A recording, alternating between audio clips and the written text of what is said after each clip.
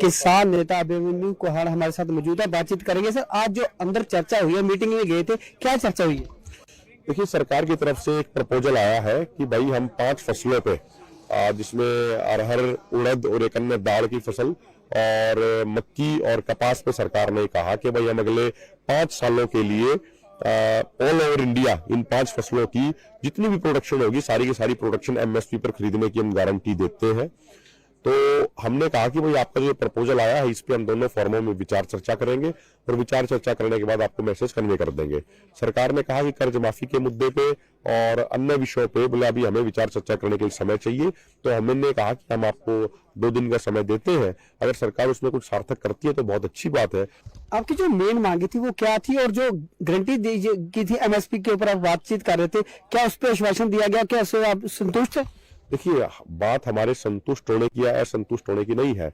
अगर हम पूरे तरीके से संतुष्ट होते तो हम सहमति ही ना बनाते।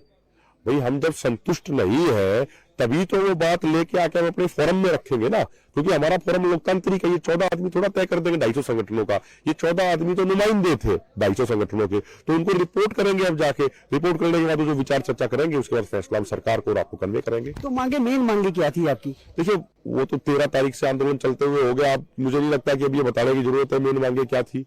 कर्ज मुक्ति की मांग थी, स्वामीनाथन आयोग की रिपोर्ट लागू कराने की बात थी, एमएसपी गारंटी कानून की बात थी, 2013 वाला जमीन अधिग्रहण कानून लागू कराने की बात थी। इस तरह की हमारी 12 मांगे थी। तो आगे की आपकी रणनीति क्या रहेगी? आपने कहा कि वो मैंने आपको बता दिया, 21 तारीख को 11 बजे हम दिल्ली की तरफ आगे बढ़ेंगे।